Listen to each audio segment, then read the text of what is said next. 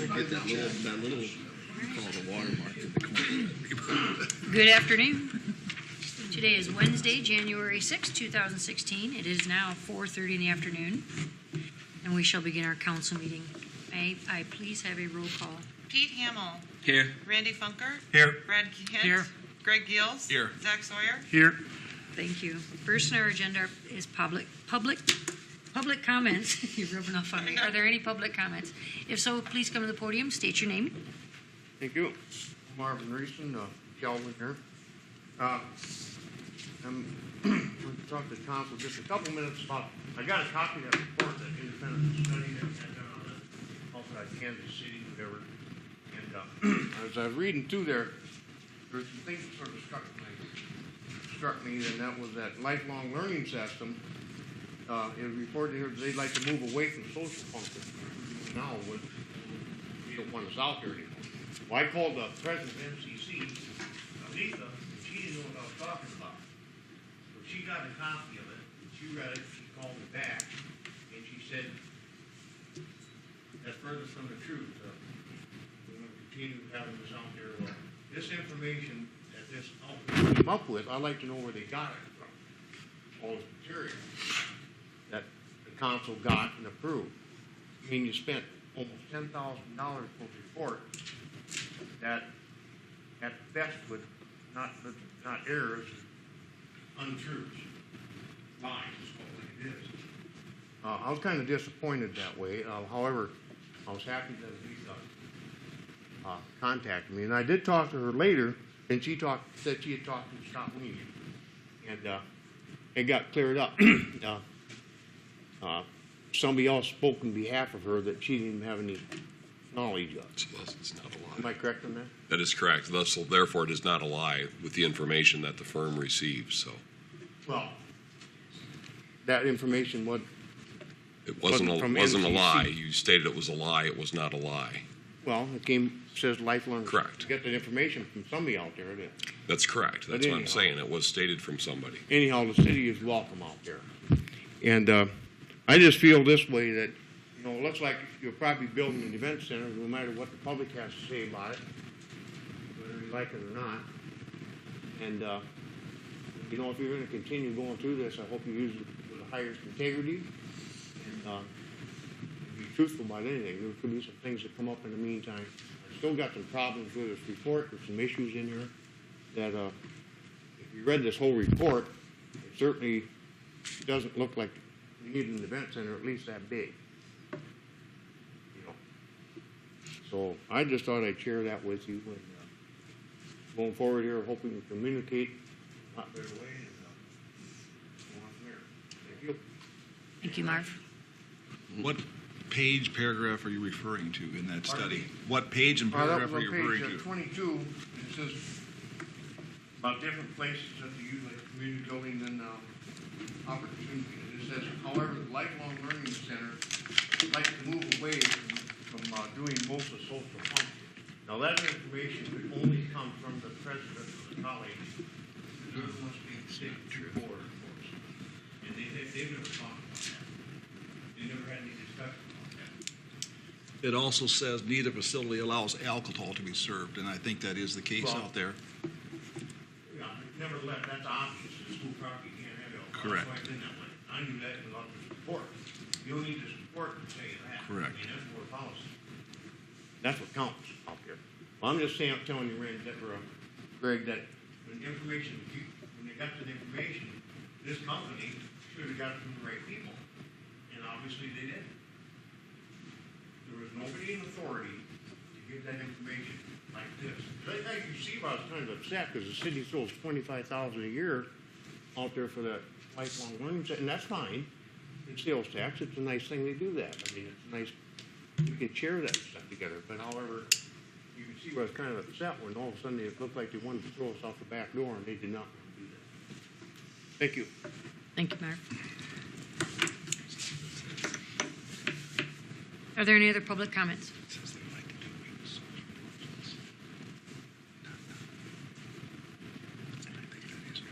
So that's been cleared up with Letha then? It is, correct. And is the report changed or? The report, we actually did modify some of the language in the final draft of the report.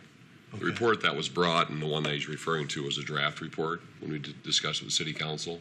So Yeah. some of the language has been changed on behalf of the college. So Okay, are we going to get a copy of that or? you should have received a copy. I think I emailed that copy out to all of you with Was the final emailed? Okay. draft. All right, I'll take I a can look. send another one if you want one. Yeah, just email. I'll look back. Yeah, if you, Okay. yep, if you wouldn't mind include, maybe just send a new one to everybody to make sure the next one you get is the final draft, if you need that. Number 2 on the agenda is the consent agenda. So moved. Second. Thank you. I'll provide the names after the council meeting for the SCAD applicant. May I have a roll call, please? Funkert, Aye. Hint, Aye. Gills, Aye. Hamel, Aye. Sawyer. Aye. Moving into new business, number 3 on our agenda, we'll now open the public hearing on the Nest Haven subdivision final plat. At this time, are there any public comments regarding the Nest Haven subdivision final plat? I wasn't here, what was that all about again, Tricia? Was that out here by the Joe Smith sand pit out here? That is correct. Yep. What's the advantage to that? When they're within 1 to 2 miles of the city limits and they're going to subdivide, it has to come through the city. Due to the fact that Bryan County does not have any zoning for subdivisions within O'Brien County within the 1 mile zoning radius of the city of Sheldon, they're required to meet our subdivision requirements. So if they sell more than 3 lots, they're required to subdivide the property. They fit in our tax schedule then? Is that written in our tax schedule? I wish. Good question. You can visit with the gentleman next to you there Yeah, if you like. have a talk.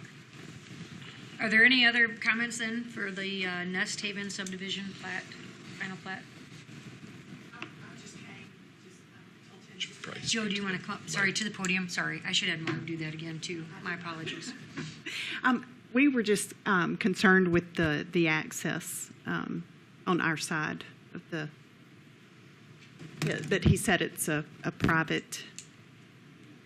Yeah, if you don't mind, Drive. could you point to where yours is? Oh, ours- Okay, you're on the south side of the pit. We're here, so really, Okay, it's all over here. But we were just making sure that this was not going to be a part of. the drive entry. And public drive. I mean, just to open it up for anybody to start crossing through. Where's That the would be up to the owner of the Right, property, that's- correct? Yeah. how To me, he that- has subdivided it? How, right? This is how. To it me, comes it's under not a Mr. Van Wyk. city street or a public access. To me, it's an ingress egress access for the property owners. And well, there's another one on the north side where the 3 lots are. Maybe Right. question, Arwen, is that any part of any agreement that the property owners have for that development? I don't, that I, not that I So, have I don't want to overstep him. talked about personally, yes, the 3 of us on the north side of the lake. We share the expenses on the road, the lane access. And then the 3 new lots would then have an access on the north side, right? So that wouldn't be a public, it There's was, a kind of a, I don't know, I kind of call it a cart path, kind of an access Mhm. to get to the CRP land. Sure. It's all along the river. Mhm. And that is called a kind of a common area thing for all us property owners to drive through with. Yep. Bicycles, carts, and what have you. And we can all fish off the bridge. but on your plat, That's just personally my yeah. consent, Yep, on the south side, the road now, that's a private road. That's only for you, the 3 of you landowners. South side, along the south side, yes. And you That's just plan the 3 of us. to continue that? Okay, does that answer the question then, Joe? Awesome. Okay. Okay, thank you. Any other questions or comments? See how nice it is, just talk with your neighbor and get it all worked out. That's wonderful. If there's no other comments or questions, do we have a motion to close the public hearing? I'll make the motion. Support. Thank you, and a roll call, please. Gills, Aye. Sawyer, Aye. Hamel, Aye. Funkert, Aye. Hint, Aye. Thank you. And then we would need to approve this by resolution, the final plat for the New Haven subdivision. And Scott, you want to share Just a something? couple comments, and Micah might have a couple additional comments. Kind of in our review to make sure it meets our subdivision requirements, we did have some items that we did require from the property owner. One of them was the owner's certificate, basically agreeing to the subdivision, the treasurer's certificate, which we have received, a mortgage certificate, basically from the bank that they're carrying a mortgage, an auditor's certificate. Then also we had received a title opinion in regards to the subdivision and the property in question. So we have received that information. Okay. Thank you. And then as far as the standard that the city council is supposed to use in determining whether to approve the final plat, that's under Article 5 of our subdivision regulations, which basically state that after receiving the final plat, council shall determine whether the subdivision conforms to the comprehensive plan and shall give consideration to the possible burden of public improvements and to a balance of interest between the proprietor, future purchasers, the public interest in the subdivision when reviewing the proposed subdivision and when requiring the installation of public improvements in conjunction with approval of the subdivision. So I understand it's a little bit unique in that we're outside of city limits, but we're still within that mile, and there's been this emphasis lately on our comprehensive plan, so it's important to keep that into consideration as well. Thank you, Micah.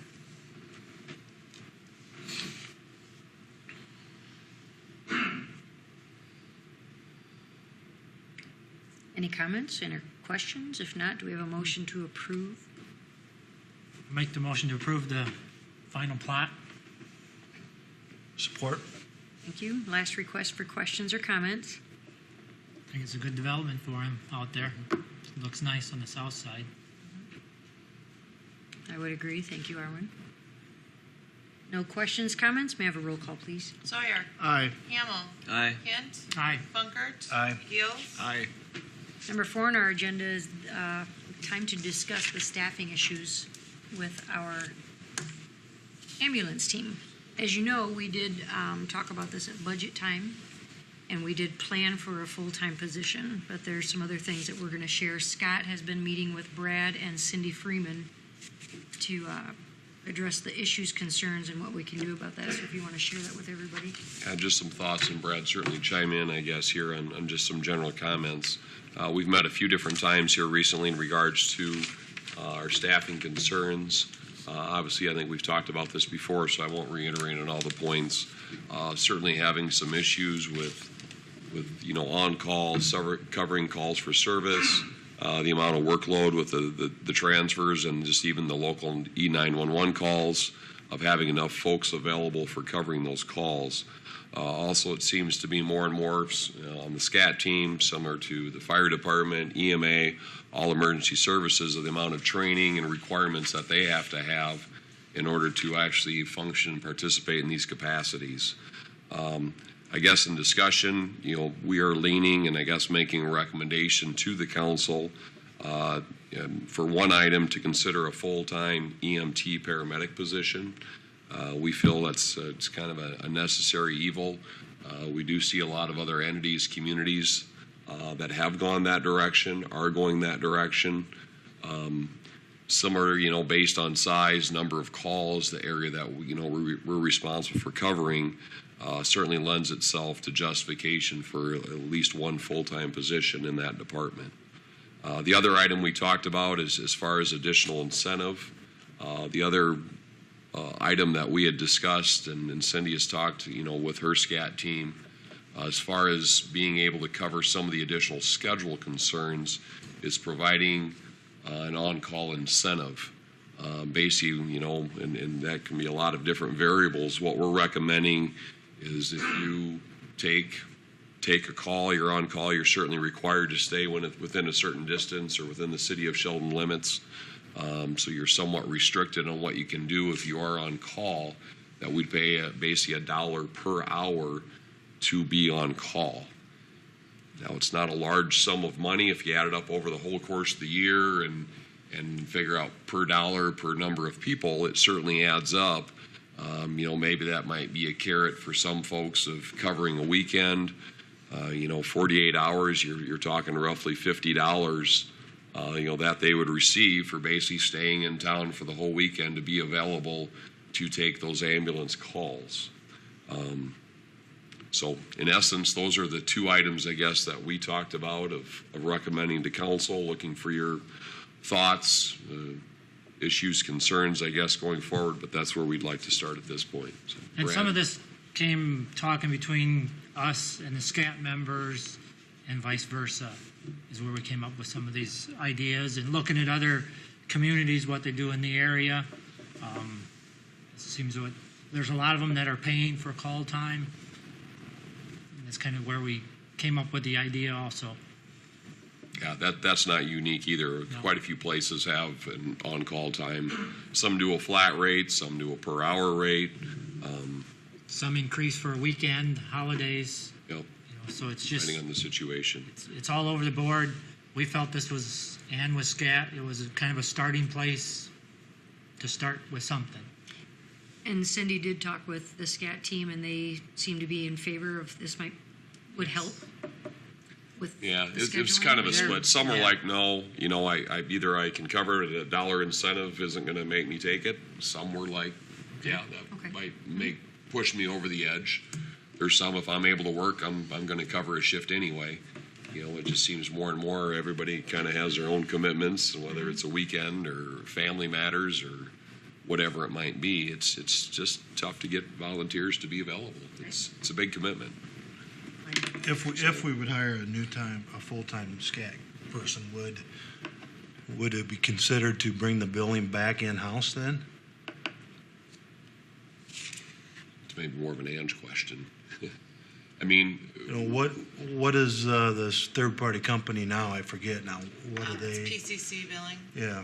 and What is the bill percentage? for Medicare and Medicaid, you've got to be specialized in that field to know all the different codes and different things like that.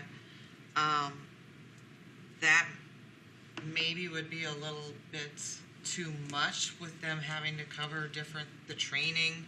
They're going on calls and transfers. collections things part like of it that. too. That's, not ever a fun task. They handle the collections and going after, to make sure some of those are covered cost-wise.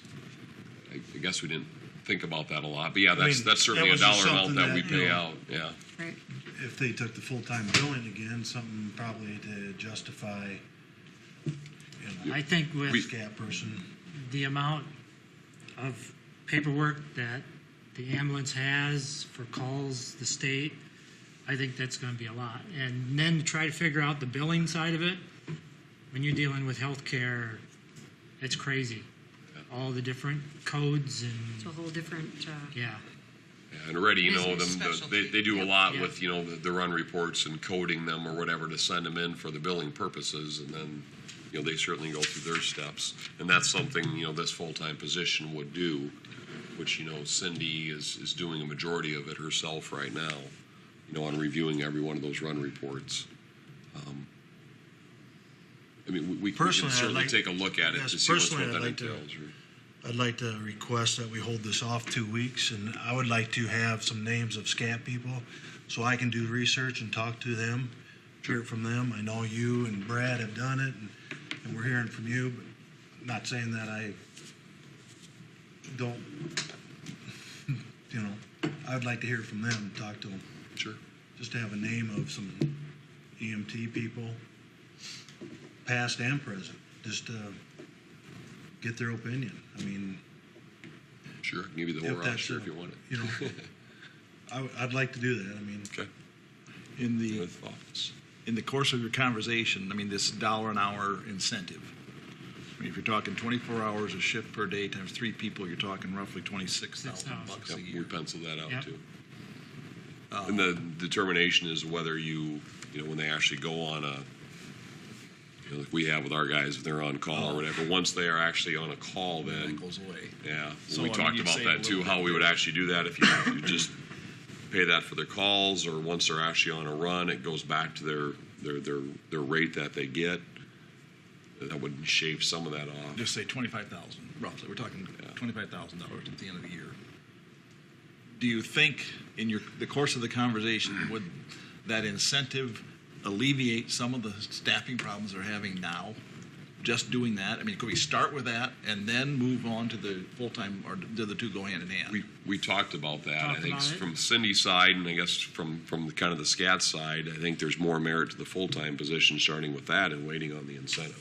Yeah, that's what I would agree with. There's more incentive to get a full-time person on and get that ball rolling. I mean, the other one's easier, cleaner, less costly, obviously, to do it. But and based on, Cindy did a survey and basically kind of asked the SCAT members on incentives and other perks and different things. And I don't know the exact numbers or whatever. It was about split, about a 50-50 or whatever, where 50% of them said, no, an incentive isn't going to make me be on the call list or sheet more than I am now, just because it doesn't work. Some are like, yeah, I'd potentially take some more calls if there was an incentive there financially for me to take calls. So I don't think that's an end-all solution to the problem. And we don't know if the full-time is, but I think that'll alleviate, that's one fixed person that can cover a lot of gaps and a lot of shifts. You know, there's 40 hours a week that minimum's going to be covered. What about we had that newspaper article with this new company coming in. Have Transfer you done company? research? Is that going to affect the ambulance service? Or, I mean, How's this all going to correlate together, basically? Yeah, And I think that's a big, who are they and where are they coming from and are they When going are to they stay? coming? I don't know. You know, and that we did talk about that as well. You know, we're not sure what sort of impact that would be. You know, we certainly don't see our ambulance service, going away. So, to me, their business is transfers only is what they're planning to do in the regional area. that's what I got. The 911 calls will still be under the Right, city. right. So, and that's still a call we have to cover.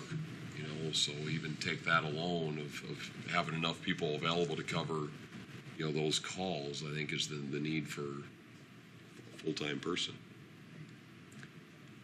Because even those calls, put the transfers aside, because sometimes they don't know if they have a transfer, just a call where they bring them to the hospital, they need to be available. If all of a sudden they have to transfer them out, we're struggling even covering those 911 calls of transporting them from the home to the hospital. So. And Randy, is this, you want to wait until the 20th for both things, or just the incentive or the full-time? Well, I'd like Just to get feedback from all of just do them? both for now, so I can get a. Yeah. And I know fire Just a clear meets idea. tomorrow. When does SCAT meet again? I don't They're know. every other Wednesday, and I don't know what their schedule is. Right, okay. Didn't know if you knew. Next, so not this Wednesday, but next Wednesday. Yeah. And what time downstairs? 6 or 7? 6:30. So that's an option too, if you didn't want to reach out a phone call then. I just want to randomly Yeah. call a few and I just want to get a handle on it. Okay. I don't know much about SCAT, so that's, Yeah, it's Other than It's when a we whole call, we different hope beast. they're there. Correct. Yeah. Marv, what? Yeah, you said you didn't know much about that. got to go to Mike if he wants to talk. Can you come up to the mic there? Thanks. Yeah, I was on the ambulance team for 10 years, and they do a wonderful job. I support Or SCAT. and all of our volunteers do. However, this new organization coming to town, I did talk to the Guns place today, and they do have full-time paramedics on 24 hours a day, 365 days a year, to come to town with at least to start off with 2 ambulances. I think your problems may be solved right there, because they're going to be doing just mostly transfers, which takes a lot of time. And they're going to be doing not only work maybe through Sheldon or Sibley or whatever, but different hospitals in the area, from what you told me. And so I think your problems may be solved. I don't even think it may be a problem anymore as far as for staffing. Have they do we know, has that company even reached out to us, the city? Oh, Or they have to not. Cindy, our SCAT team? Do we know the mile radius that they're going to, About 45-mile radius. 45 mile? Transfers. But it's quite my main concern too is what kind of personnel they bring. Right. But it is going to bring people to town. It'll I be mean, nice to have another business. Pardon but me? It'll be nice to have another Well, business yeah, to have them and here. I don't know if you're But- talking about staffing, how much do you pay a paramedic, and is one going to be enough? There's a whole array of questions that you guys got to consider. Are they going to be in the union, in the collective bargaining through that? I mean, that's more. Do you need to hire 3 or 4 paramedics. And there, you know. this conversation has been ongoing for a while now with. All right, so we've it isn't known gonna be there's- something we you do. have known for a while there's a staffing problem with our SCAT team. And that's why it's discussed at the budget time. That's why we were prepared. And that's why the conversations have been had between Cindy and Brad and Scott. And now we'll reach out to the rest of the members. And I Some did, feedback. other communities, they do the billing. I know hospitals are small, but they do some transfers, and they, seen the mayor today, they bill out. Yep. You know, so I don't see why it wouldn't be a possibility here either. Yeah. Okay. And Thanks, got to Mark. consider, this is also, the full-time person is a recommendation from the SCAT themselves. Am I correct, Scott, in saying Yeah, that? that's kinda They've what came it's- to us wanting Right, this. right. We This didn't go isn't, to this them. isn't Brad and Scott. No, Let's SCAT create a came, position. SCAT came to the city with the staffing issues. Yes. With help, how do we resolve this? What does that do with Cindy's position then? That's stuff that would have to be, modified. Obviously, I think the officer positions, we have, 4 of them right now. Okay. And I think 2 of those would probably go away. Now, on how we structure those, that's something we'd have to work out. Like all the run reports, that's a lot of stuff the director does now. Do you still have a director? Do you have, all right, this EMT paramedic position? Now you have an assistant director and a treasurer, whatever else you have in those positions. We felt 2 of the positions of the 4 would probably go away. And that's something we talked about. As we get this person in, we can look at those things and then start adjusting those responsibilities. Until you get somebody Right. there, you don't know how it's going to all flow. And they wouldn't be able to transfer right away with the training that's going to have to take place and whatnot, but. How does the hospital fit into this equation? The initial discussions, the hospital approached us initially at one time of saying, hey, how about we, with that being the hospital, Sanford Health, hire the EMT paramedic, and then we contract out with them to basically pay the person when they go on calls, cover ambulance calls, etc. Well, that kind of fell by the wayside, and it didn't appear that was going to work for the hospital. They didn't get approval to hire that individual.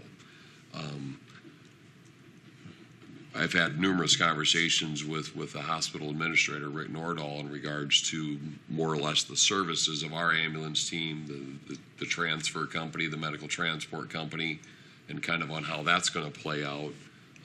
They certainly see us as the primary ambulance carrier, but from their standpoint too, if we're unable to cover a transfer, they got to transfer their patient. They need to find somebody to transfer their patient. And can't argue with that. No. Sibley has come down a couple of times, has covered transfers for us. I think Sanborn probably has, once or twice here and there. We've covered super majority of them.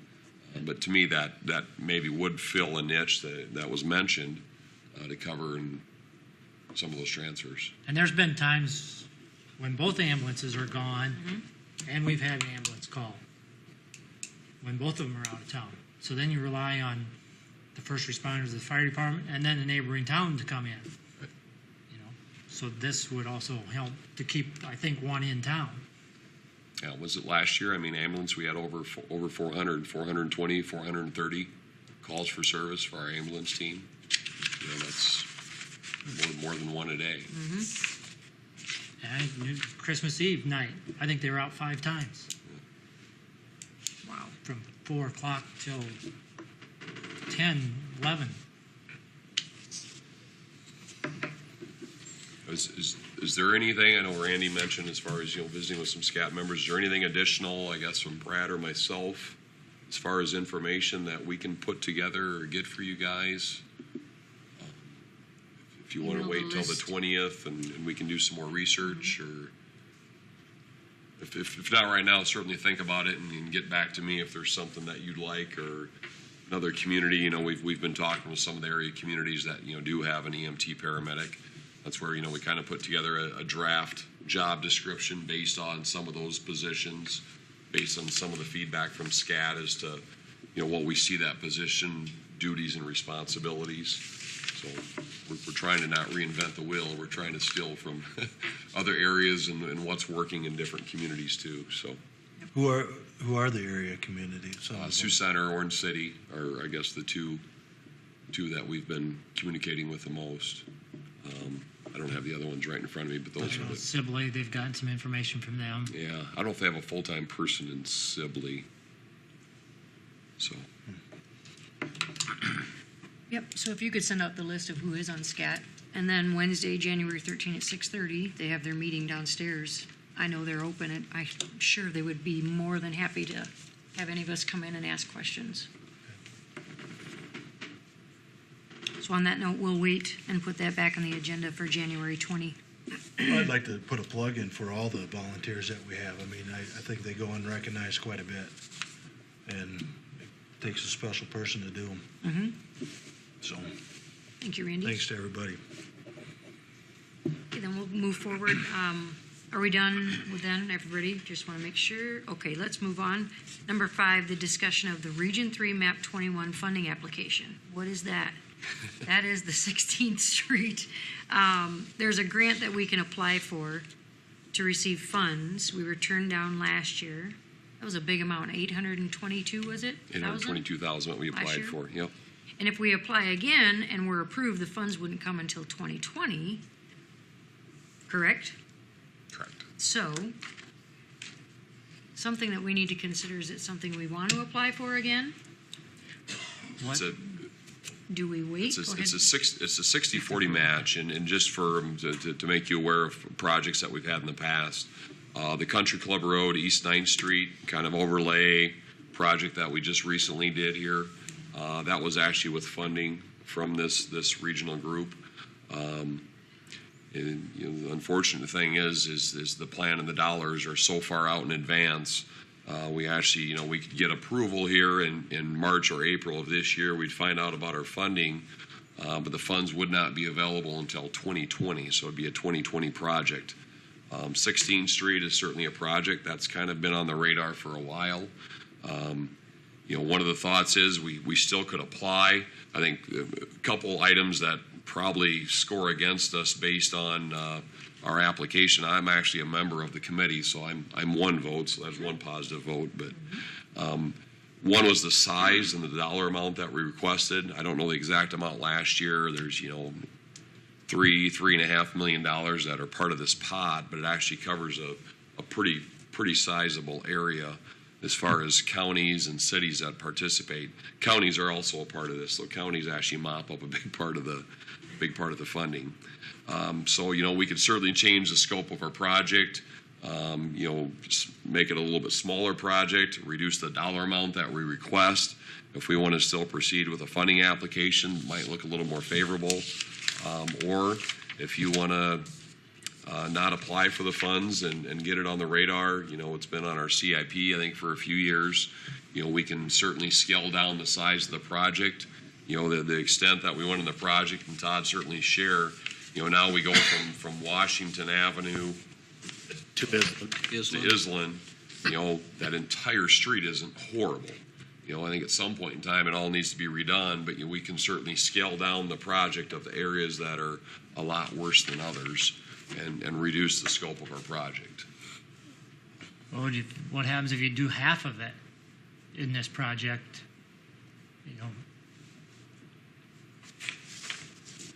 If you So when do you apply for half, the grant, say I mean, it's if you're just gonna thinking be if you half have of to the make it distance? smaller to make it more appealing to the committee, is it doing it smaller, half of it, and then we fund the other half? Great example. We could easily do that and pare it down and basically split our project in half and try to get 60-40 for half the project. So basically it's maybe a $400,000 ask instead of $800,000 ask, and I we think look it'd to be- fund the other portion as needed. I think it'd be wise to ask for the whole thing, but if you're saying that it's almost too big of a project, would it be better to go for half of it? There have been projects funded to this level in the past. Right, 60-40 is the most common. Now there's some that have been sizable. They come in and they say, hey, I'm only going to ask for 40% instead of 60% because we see the dollar amount being too big. Yeah. That's one mechanism, we certainly can look at of doing that. Is that going to get it approved? I don't know. Okay. It all depends on That's the projects that get. project. The other favorable thing is, and I've seen it in the past too, of being on there a number of years now, you keep going back and asking, they're finally like, oh, hey, we Must from need it. Sheldon's been here 2 or 3 times or whatever for this project. They probably need to get this project done. And our traffic numbers are good on it versus some of these county projects. You know, I have a couple hundred cars per day on those roads. I'm like, oh my goodness, what are we funding these for? But it is what it is. That project is a full undergrade, subgrade and everything replacement? Correct. It's removal of the 7-inch pavement, new subgrade, and then actually placing 9-inch pavement back. It's also widening. Oh. Well, don't get too excited. It's still a 22-foot wide road, but it would have 4-foot granular shoulder and then a 2-foot dirt shoulder instead of just the 22-foot wide road and a 2-foot dirt shoulder that we currently have. We'd be required to do that because of the Correct. because it's DOT funding that it goes through, so we have to meet the DOT standards and requirements as well. Now, on the north side, would you fill in that ditch with a tile, or? No, if you notice in there, there's right-of-way acquisition in the. I've seen that, yeah. That's basically so you can slope the ditch to the DOT standard, and also that big, Okay. which they're not too crazy about. But we may be able to get an exception to where we don't have to do that. That's unknown yet at this time. Okay.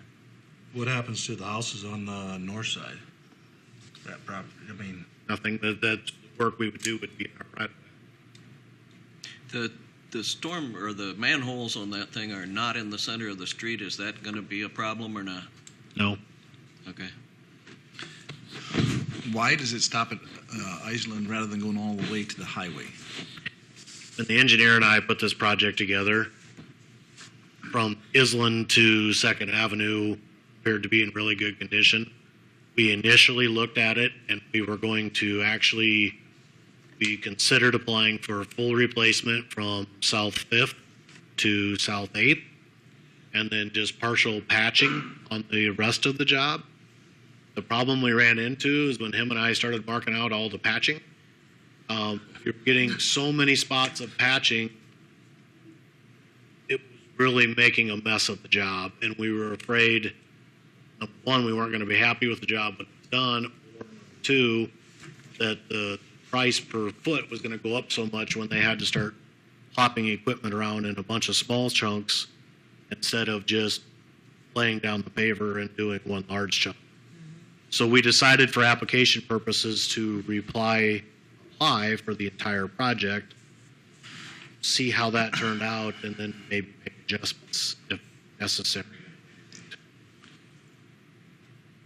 Now, you're saying 2020, the funding would come through, but in the schedule, it shows completion in the fall. Does it mean the funding comes after it's done? No, if you look at the application from last, this is last year's application. Oh, okay. So this would all get pushed back 1 year. So all the design work would actually take place in 2019, construction season 2020. Last year when we applied, it was 2018 design, 2019 construction season. We made you a copy of last year's application just so you saw what it was. Yeah. So it all gets pushed back every year, goes another year. So. Since we're talking out so far, the feds keep talking about a new transportation bill. Is that going to filter down to us, or is that not going to affect it? This program has been consistent. Actually, by applying even for this, there's no 100% guarantee the funding's there. Right. Now, it's been consistent for a number of years. The amount of dollar that's in the pot, that's actually increased over the years, which has been helpful to fund more projects. I don't have an answer, I guess, for that, Pete, other than it's I just don't know if been a you've good gotten any project for a feedback number yet of on that. years. Good question. Part of the reason- O'Brien County does not want to participate. That is correct. Based on their I don't know what they call it, secondary road policy or whatever that they adopted, we can certainly ask. They've been fairly clear on, unless they had an adjoining project that they're doing, they may participate to some extent, but in a nutshell, no. So on 16th Street from Washington Avenue going east, is that the city of Sheldon's yet? That's not. Go east. Or the country club? We go east toward? Halfway or the whole way? It's about halfway. Yeah, you got to get just past Joel Hingeveld's is where the City limits line is. technically where the city line would be. Could tell them it's continuation of farm to market. Well, it is, but they're not required to unless they're actually doing a road improvement project. If they were doing that section of road, all the way out to the corner there for some reason, whatever it is, a rehab, I mean, then we may be able to legally jump we on. might have more of a pitch to go to them to participate with us on But that. that still doesn't mean they pay for it. It just means Yeah. they have to ask us to include us in that project. Correct. We still have to pay for our Be some portion. efficiencies there. Just like any time, we can go ask them now. They may or may not participate. The answer's been may not at this point. And going from 7 to 9, is that with the heavy wagons coming across there, is that 9, is that adequate? 9-inch pavement would be, That's about most of our, some are like industrial park roads, we about 9-inch on. 8 to 9 is what we crossroads. do in our heavy industrial park, which makes them basically an 80,000 pound.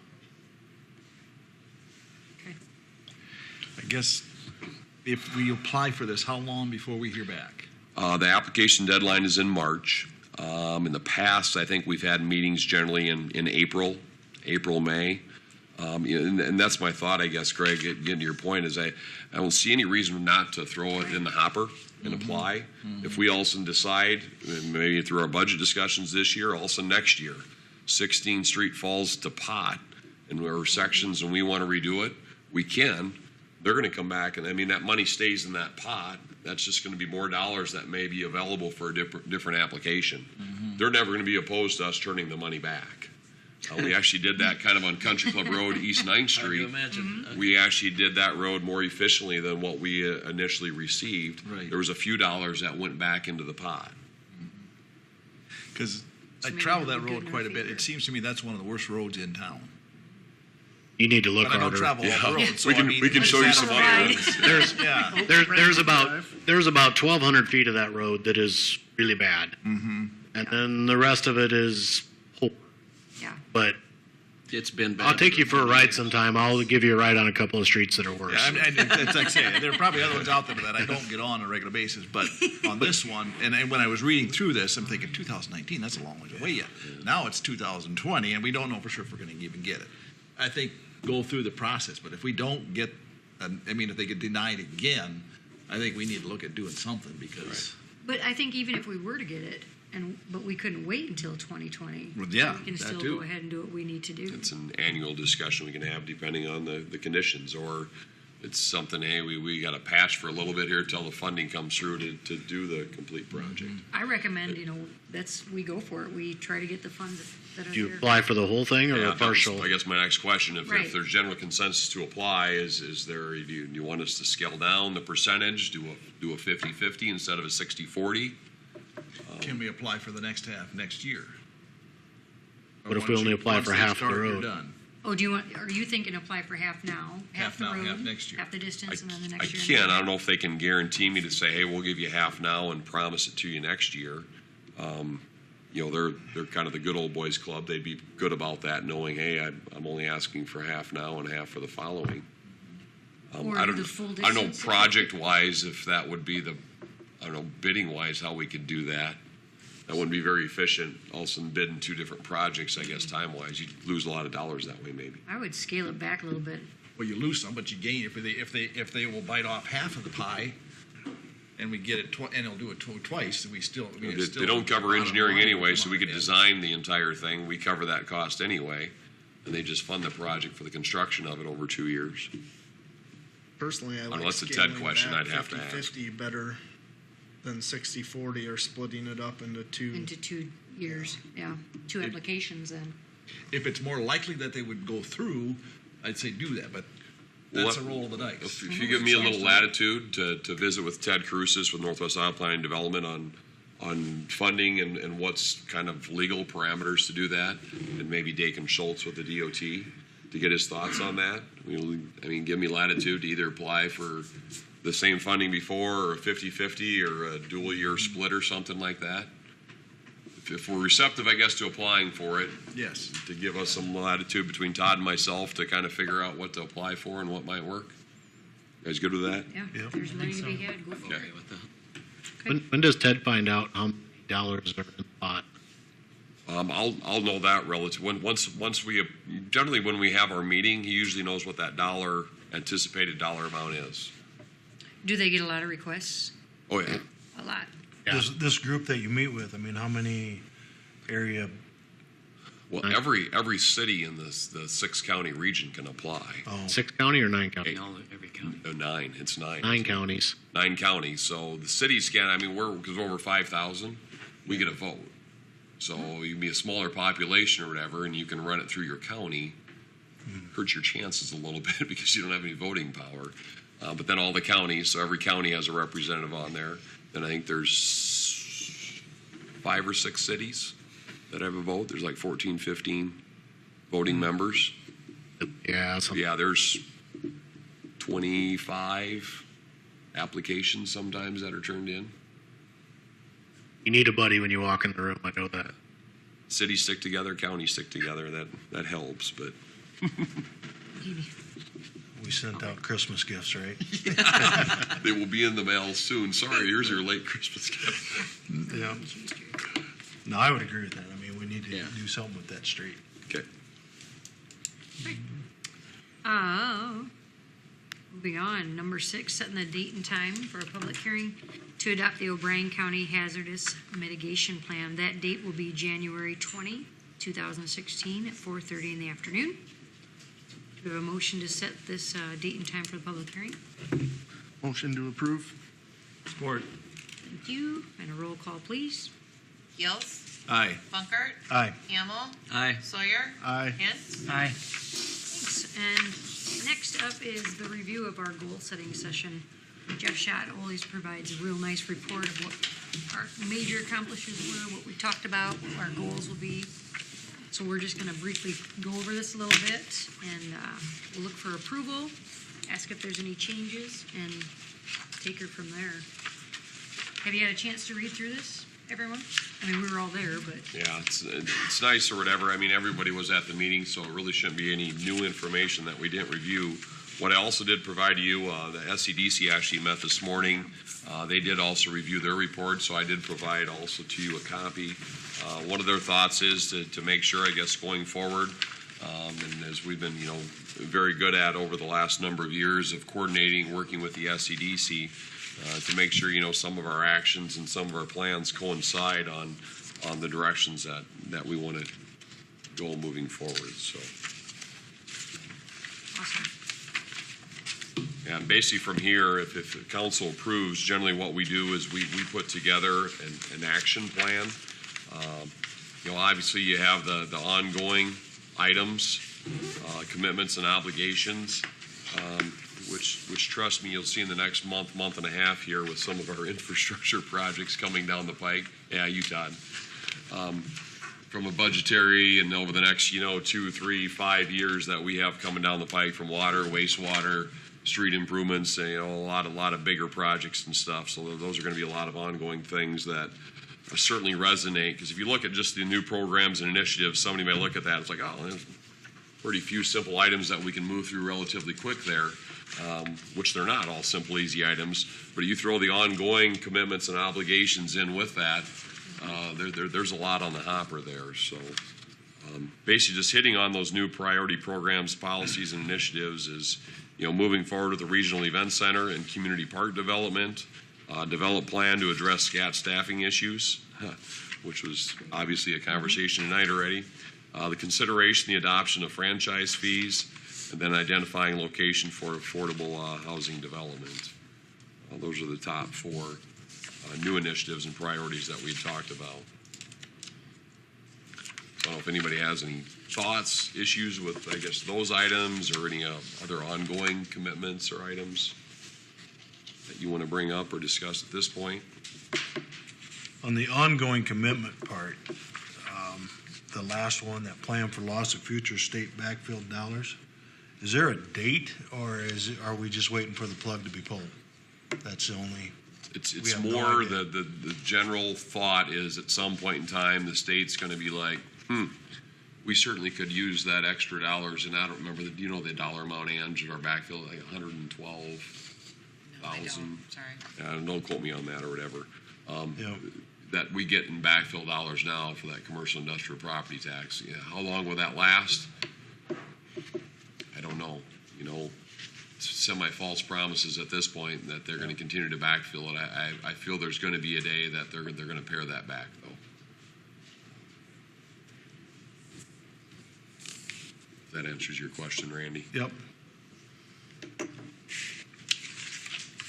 Otherwise, So- then they'll have to go ahead. Right, no, I was just going to say, if there aren't any other comments or changes that you see needed, we want to approve the report and then go forward, and Scott would put together an action plan, but you're going to say something? I just wanted to, this morning we had our SEDC meeting, and Jeff had been talking with Kurt, and maybe with you too, Scott, you were probably in on that conversation, but Kurt made the comment that Jeff had told us, or had commented how well the city and the Economic Development Committee work together.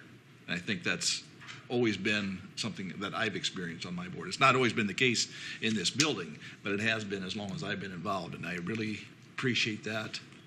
Working together, I think we all accomplish a lot more. I mean, you look at this list of major accomplishments, it's a rewarding experience to go through this every 2 years just to see that there is things happening, and also that we've got a ways to go yet. But we are really working to make Sheldon a nice place to live, and it's a lot of people contributing to make that happen, and so I'm just grateful. Yeah, for it was that. nice to hear Jeff say that he enjoys coming and working with our groups here, because we have a good. It's not the case in a lot of places he goes. Right. He goes to a lot of cities, he says, and the reason they have him come there is because, they got this going on. Yeah. Well, It's just a and war between the two entities. it's a very positive accomplishment because it hasn't always been that way. Right.